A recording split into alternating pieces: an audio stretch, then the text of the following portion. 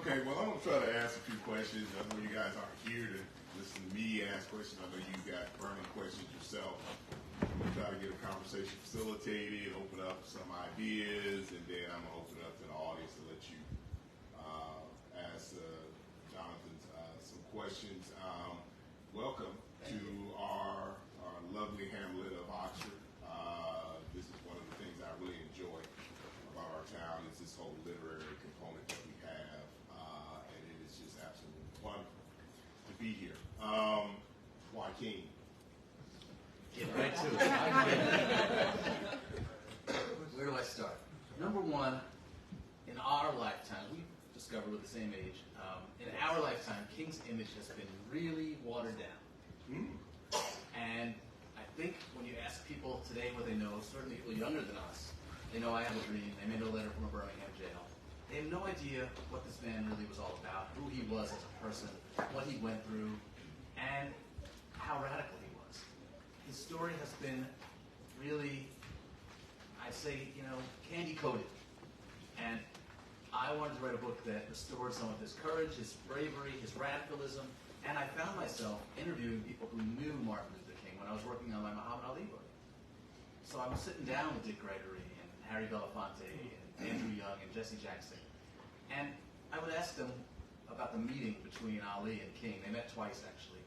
And after I asked that question, I began to just sort of stay on the subject of King a little bit, because it occurred to me I had this amazing opportunity to talk to people who knew Martin Luther King Jr., and that was not going to be an opportunity that was present too much longer.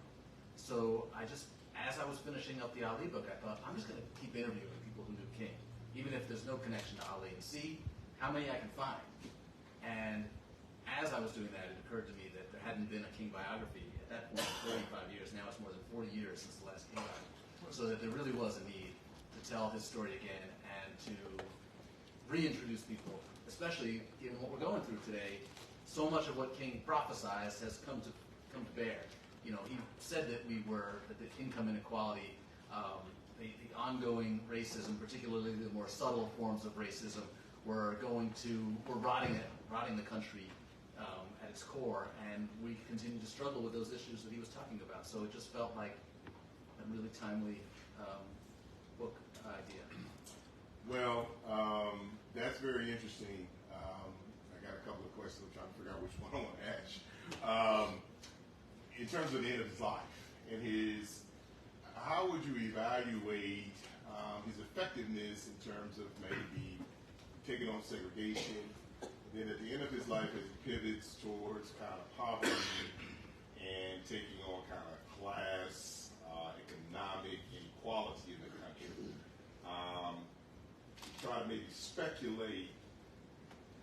It seems as though he really is struggling mentally about what is the best approach to dealing with that larger issue at the end of his life. And would you say maybe taking on segregation, was that make it easier? Yeah, it was easier, especially Southern segregation, right? Because it's easy for him to make this black and white, no pun intended, moral issue that there's good guys and bad guys in the South, or at least so it seems to the Northern media. But when he starts to go north and talk about Northern segregation and saying that Chicago and Philadelphia and New York and LA are just as, and by north I mean north and west, he's saying these are just as bad, you're just camouflaging it better. He hits a brick wall. And his own supporters, his own advisors are saying, you might want to think about backing off and just sticking to Southern voting rights and Southern segregation, because that's where we're most effective. And King is not really a political leader. He thinks of himself as a moral leader. He's Reverend Martin Luther King, and he always says over and over again that no matter how much his life has changed, fundamentally he's still a Baptist preacher. And he's preaching what the Bible tells him to preach, that war is wrong, that poverty is wrong, inequality is wrong, materialism is wrong. You can't, and because the FBI is wiretapping his phones, we have transcripts of these conversations where he's talking to some of his closest friends, closest advisors, people who thought of themselves as true radicals, who are saying, you're really hurting your effectiveness, and your popularity is falling, our funding is drying up, you're losing your relationship with the White House, with Congress, your impact, because you're taking on these giant moral issues. And it's painful, really, to read these these transcripts because you see King saying to his closest friends, yeah, it might be a political mistake, but it's not a moral mistake. And your heart really goes out to him. And in those last years of his life, he really did get depressed. He really did complain to his friends and to his family that no one was listening to him anymore. And that's something we lose sight of because we celebrate him now in this kind of, like I said, this simplified way. We forget that he was struggling to push us beyond our comfort level, not just for the last few years of his life, but really for much of his career. So, where do you put your book in terms of these historians, Taylor Branch and David Garrow, these huge works? What do you bring to the table that's a little bit different than what they've already done prior, as Richard was saying? Those works are monumental, and yes. I have nothing but respect and admiration, and both Garrow and Taylor Branch were enormously helpful to me in my work, and I stand on their shoulders. But I will say that both of those books are really books about the movement, and King is a central figure. I'm writing a book about King, and the movement is kind of reversed. The movement is what surrounds King in my story, and I don't feel the need in my book to cover every march or to cover every political nuance. I want you to walk alongside Martin Luther King and ride alongside him and feel what he's going through and experience it from his perspective. That's one of the beauties of biography. I think it's a more intimate kind of a book than a history book, and I say that respectfully to my friend. There's some more historians in here. I'm going to turn them loose on you. Right.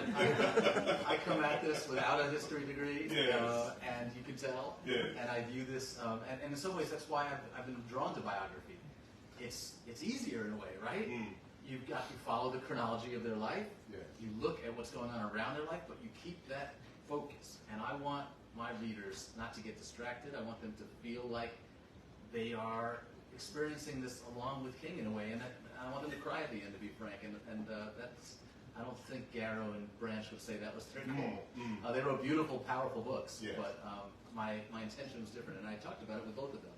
And I think they would agree that their books are not really straightforward biographies.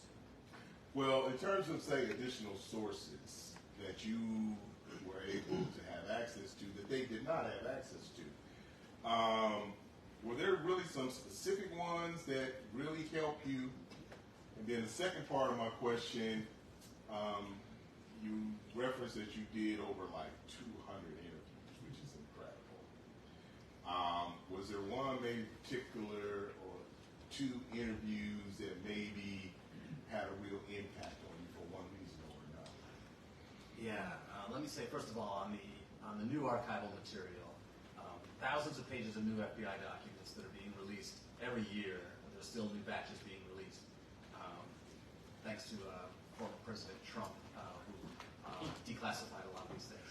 And I don't think he knew that he was declassifying King papers.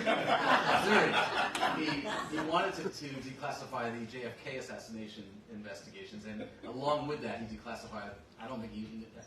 To this day, he doesn't know he did it, but I'm very good. In addition to that, the SCLC's official historian, Lawrence Dunbar Reddick, who's also King's first biographer, donated his papers to the Schomburg Library in Harlem. I'm the first person to open those boxes.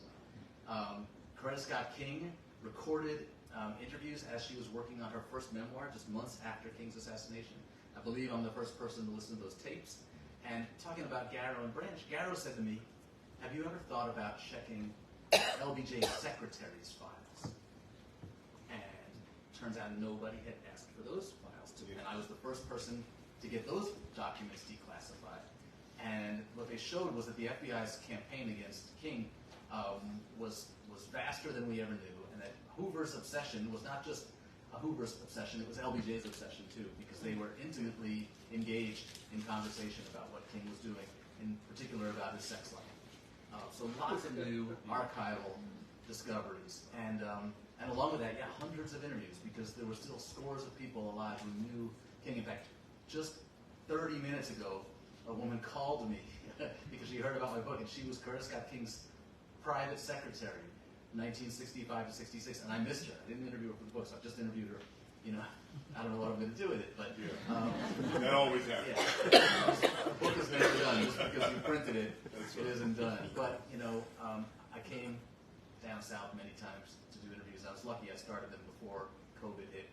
And I'll give you just one example. Some of the big names, you know, were exciting, but I'm not going to get Andrew Young to say anything really new that he hasn't said before. He's been interviewed 4,000 times. But Dr. June Dobbs Butts, who was King's childhood friend, whose sister dated King, and whose best friend was engaged to King, that's somebody who hasn't been interviewed a whole lot. And I came down to Atlanta, met her 2 or 3 times. She was in a nursing home, and when COVID hit, she was really, you know, lonely, didn't have a lot of contact. I talked to her every day, and she was just beautiful. And she had stories about young ML, as she called him, that nobody had heard before. She knew how, you know, what his strategy was when he played Monopoly. She knew how upset he was when he learned that his father was cheating on his mother. You know, really profound observations. And Dr. Butts went on to become a sex therapist and worked for Masters and Johnson. So she was also just a great psychologist. Like, she understood his, you know, her friend ML's thinking and what shaped him in ways that, you know, really nobody else did. So, you know, talking to King's barber, Nelson Malden, in Montgomery, where I'm headed tomorrow, these were just joys for me. And I felt like, what a privilege to be able to travel the country and interview people who knew King, you know, in their late years.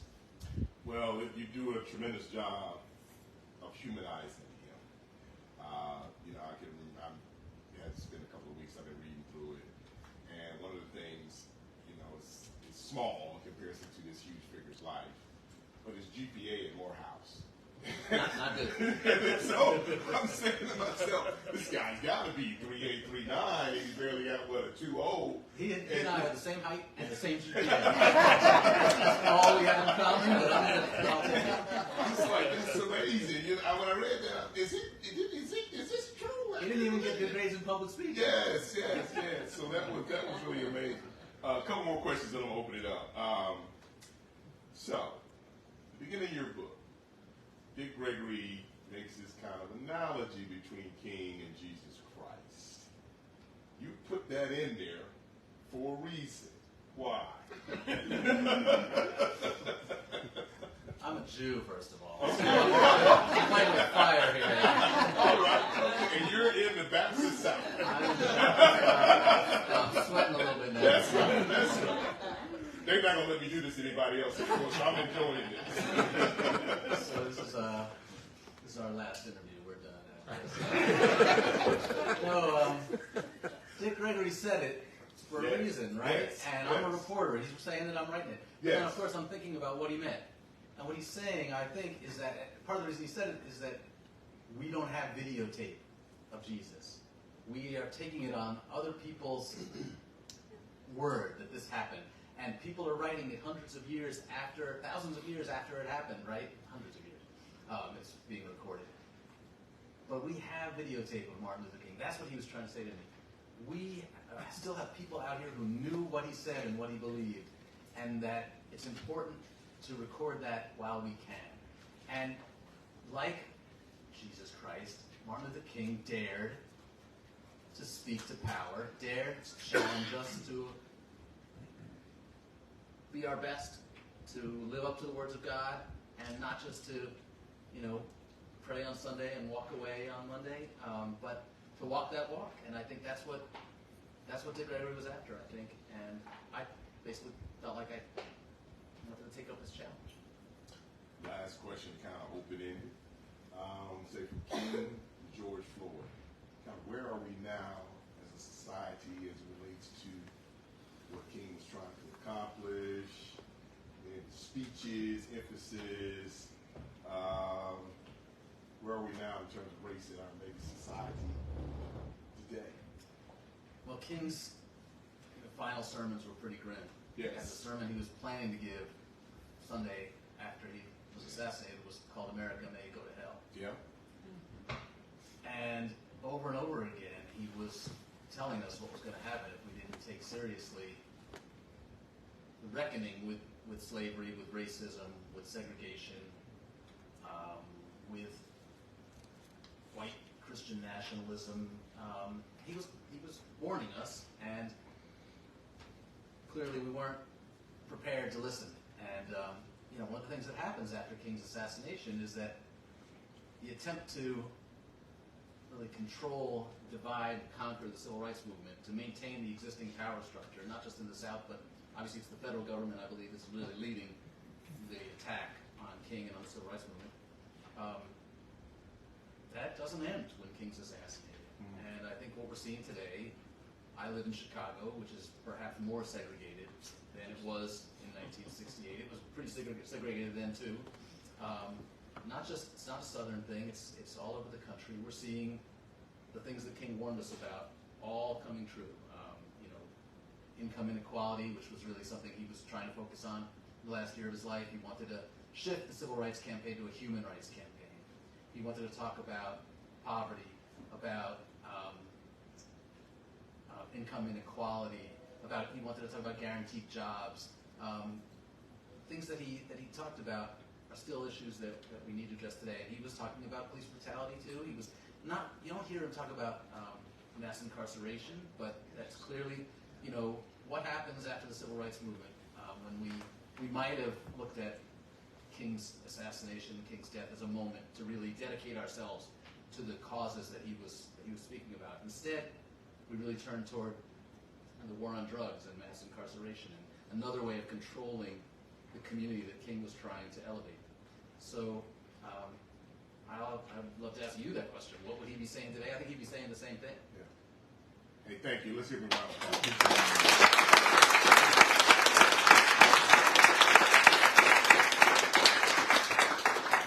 Questions? Be shy. There you go. Say it's always the smartest person who asks the first question. And Chuck, if you would, There we go. or y'all repeat the question when you get the question. Okay. It's my graduate student back here. Stand up. Told you. Yeah, that's my graduate. Yes, sir. Hey, how y'all doing? Okay. I have a quick question. With the never before seen FBI files of Dr. King, did you have to do a lot to get beyond the redaction of the documents? Because I find that whenever I look through some of them, it just seems insurmountable because of the amount of things that covered up or took it out. Yeah, that's a great question. And you couldn't hear, he was asking, especially for those watching on Facebook, what happens, or what can you do about all the redacted material in those FBI releases? There's really not much you can do. A lot of it is redacted because there are still people alive who are affected, whose names might be listed in those redacted sections, confidential informants who are still living. And we have, the new releases have identified some new confidential informants, people who were working inside the civil rights movement who were also providing information to the FBI, but there are several, many probably still living.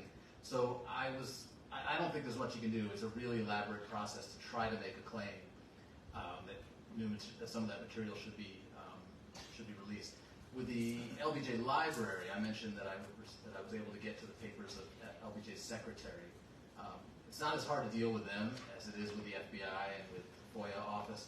So I was able to get a few of those documents from Mildred Stiegel's files, declassified, just by saying, hey, why is this one redacted? Why is this one unavailable to me? And they looked at it again and said, okay, you're right, you can have that one. But then sometimes they look at it and say, no, you still can't have it. Great question. Yes. What's something you learned about King that surprised you? Something you learned about King that he's surprised you. Oh, so many things. From the little things, like he loved swimming. He shot too much in basketball. He was ball hot. Chewed his fingernails. But, those are the kinds of things that really help humanize him, and I really try to, they teach you in journalism school, always get the dog's name. His dog's name was, I'll come back to you in a second. But those are the little things that I love trying to help bring him to life. But the big thing that surprised me, I think, and this might seem obvious, is just how deeply committed he was to his religion and how it really informed all his decisions. And that so many times when almost any one of us would have stepped back, would have backed down, would have said, okay, I've been stabbed in the chest, my house has been shot at, my kid's home has been bombed. I'm going to let somebody else lead for a while. Plus, nobody really seems to want me here anymore. I'm too conservative for Stokely Carmichael, and I'm too radical for LBJ. Like, all right, you do it for a while. See how it goes. I'm going to go teach. I'm going to go take a sabbatical. And he was hospitalized for depression, for exhaustion. It would have been really reasonable, but his religious beliefs would not allow him to do that. And he really felt like he had to step forward. He had to do what the Bible commanded him. And so few of us really dedicate our whole lives and risk our whole lives for that kind of belief. So that was probably, and again, it might seem obvious, but that was the biggest revelation for me, really.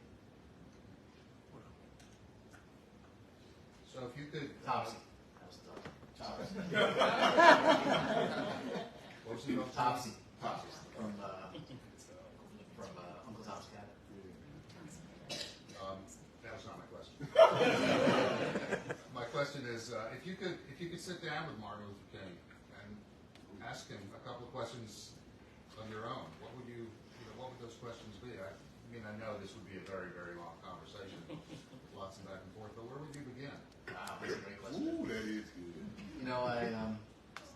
I thought about that a lot while working on my Muhammad Ali book because I was desperate to try to meet him, and I did finally get to meet him before he passed away.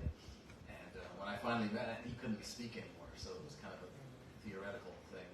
But I just whispered in his ear, "This is Muhammad Ali." I said, "What would you want me to write? What would you want me to say?" And in some ways, I'd rather write about people who I can't talk to. It's my job then to explore them, to try to, but also to be humble and to realize that, we never know what goes on in another person's mind. And I try to write these books with that kind of humility. But if I could meet King and talk to him, I guess I just want to understand that faith better. Because I consider myself faithful, I consider myself spiritual, but I don't have the strength to really apply it to my life as much as he did, or as much as others I know do. And it's not just something you get because you're born into it, or because your daddy and your grandpa were preachers. It comes from someplace deep, and I would love to try to understand that better. And he was, he loved philosophy. He loved studying philosophy. I think he wanted to be a college professor. That was really his plan, was to lead the church for a few years and then become a college professor. So I would have just loved to explore some of the deep ideas, like, what did he really, when time, because so many of us study these ideas. We study religion, we study philosophy, we study history, but very few of us have the opportunity to implement that philosophy and that religiosity into our lives. And he did. He integrated it into his life day to day, every day. And I guess I'd love to explore, sort of how that happened to him.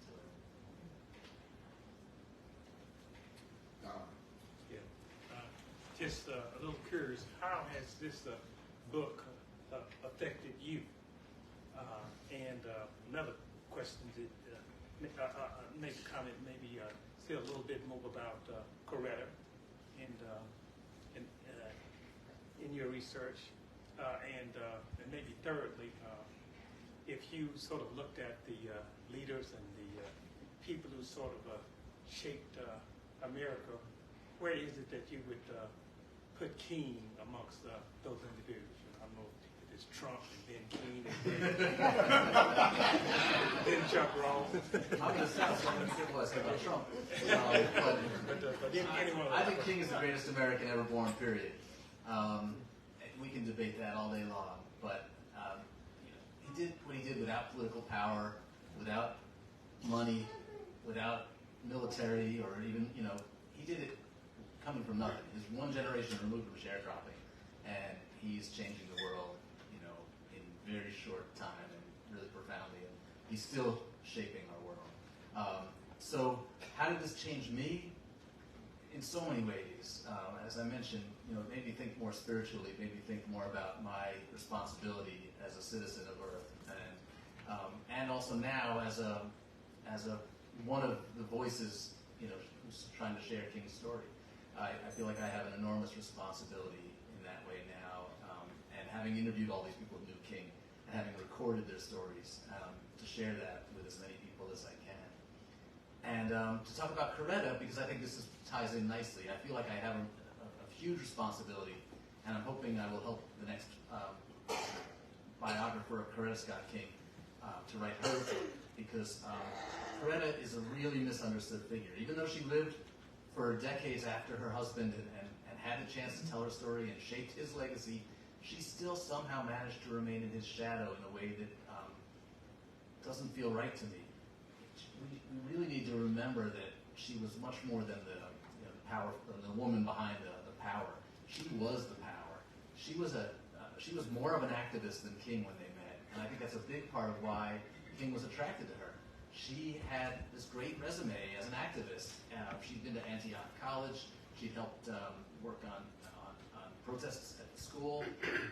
And when King won the Nobel Peace Prize, it was Coretta who said, we, not you, we have an even greater responsibility now to broaden our vision, to broaden our mission, and to speak out on world issues, to speak out on poverty, to speak out on war.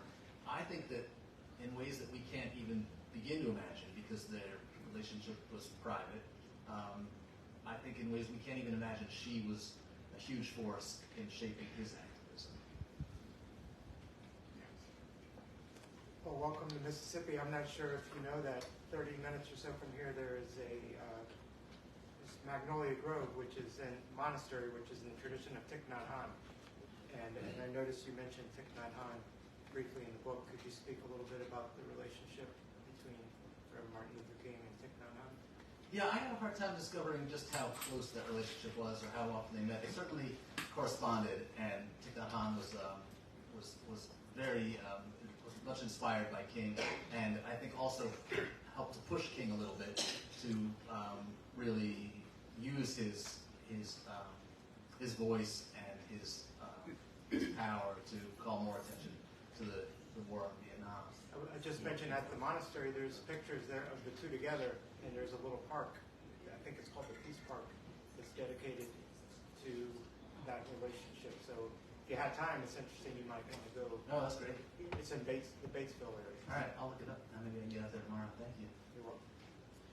Yeah, so history has become so politicized, and journalism has too. So I'm wondering how you thought about how your book might be politicized as you were writing it and now that it's out.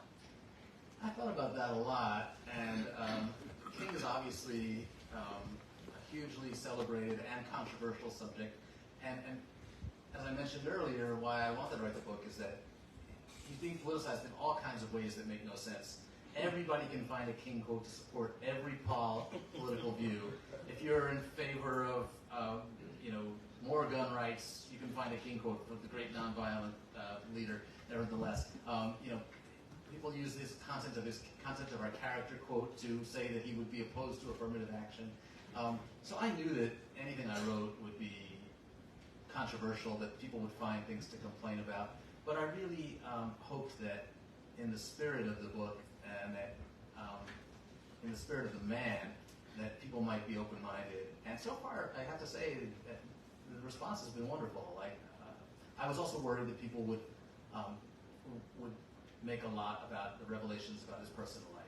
I deal honestly with the fact that he was not faithful to Coretta, and I go into some detail about the other women. It's the first book really to acknowledge and to explore his relationship with Dorothy Cotton, who some of the friends of King were described as the other wife, that they were that close for that long. But I tried to also keep that in proper proportion, and to make the reason I think it's important is to be honest, that our heroes don't have to be perfect. If we expect perfection, we won't have any heroes. And I think King is greater when we see him as a human being with weaknesses. And also that what's really important about King's womanizing is the way the FBI weaponized them. And that the FBI began exploring King and surveilling him because they thought that communists might be influencing the civil rights movement. When it became clear communists were not, and that the civil rights movement was actually all about expanding democracy, the the FBI then turned its focus to his personal life and tried to use the details of his personal life to destroy his reputation, destroy his marriage, damage the civil rights movement, and that's why it's important. So I knew I was, that all of this was complicated, but I'm trusting readers to embrace that complexity, and so far I think they have.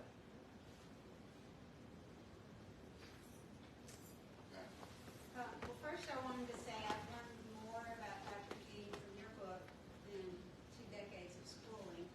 But how did, when you got access to all the new documents, how did you decide what you would include and what you would leave out?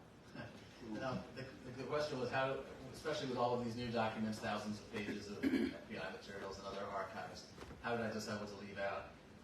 That's the million-dollar question for any biography, and they teach you in journalism school that the quality of your story is in direct proportion to the amount you leave out. Because if you've done a lot of research and you've got a lot of great material, then you're only using the very best of it, and that means your story is richer. And in this case, there's so much stuff that doesn't make it into the book, and I could have written 3 volumes. In fact, there was one point at which I asked my editor if I could write this as a 3-volume book. Just to give you an example, during the Montgomery bus boycott, a team of sociologists from Fisk University arrived within weeks of the start of the boycott. And black and white researchers, sociologists, they began interviewing everybody they could. They did the first interview with Rosa Parks. They interviewed Martin Luther King before he was famous. They interviewed women who were walking to work instead of riding the buses. They interviewed the white bus drivers. They interviewed police officers. They interviewed Klan members. And it's this incredible resource. I wanted to write a whole book just on the year-long bus boycott because I had so much to work with. And it's really, it's fascinating material. And you can really see day by day how King is taking hold of this community and inspiring them. There's this one, I'm going off here because I get passionate about this. There's one woman named Dealey Cooksey who was a house cleaner for a white woman. And she was giving an interview with the Fisk sociologist and explaining that her boss, a white woman, said, "Dealey, why are you doing this? You know I'll pick you up and drive you to and from work. Don't you know that this Reverend King is just trying to get you folks all worked up about nothing? We treat you well. I pay you well." And Dealey Cooksey just explodes at her white employer. Says, "Don't you talk about Dr. King like that. That man is God sent. Don't you dare." And here she is, giving lip back to this woman she's been employed by for 20 years. And you can just see, she says, we're not scared anymore. And fear was such a factor.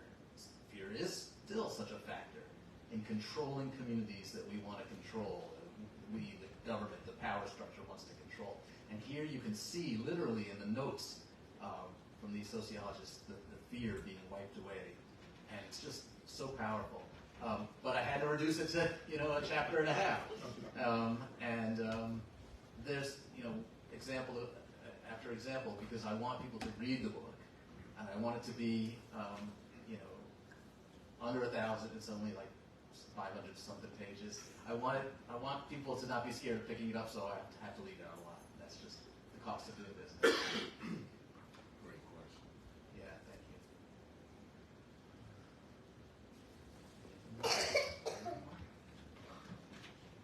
Any other questions? Listen, this has been phenomenal. You have an opportunity, maybe make sure that you spend some money and get the book. Don't have the book. It's tremendous. It is well written. I've been reading it. And for me to sit there in the bed at night after Sports Center and NBA, sit there and my wife, "What are you reading?" I said, "Listen, I can't put this book down. It's phenomenal. It's well written. It's something you can, even though it's big, but it won't take you long to get through it because the chapters you just go into, he really humanizes it. It puts you in the context of kind of what's going on in the country during this time period, and you get a kind of understanding of King as he moves through these stages of his development, from a child, adolescent, tweed. I love tweed. He wears these. He always dresses up real dapper. College, the whole 9 yards, and of course, Richard really facilitates during Black History Month the reading of the letter from the Birmingham jail, which I think is, when you put it in the context, here you're sitting in this space, you got pencil and paper, and as you've been talking about, how do you stay optimistic? You know, how do you say, okay, I'm going to respond to these ministers? He does that. And so all of these things that you put in this book really encapsulate this human being that arguably, I would challenge that, maybe the greatest American in the history of this country. So, give another roll for him.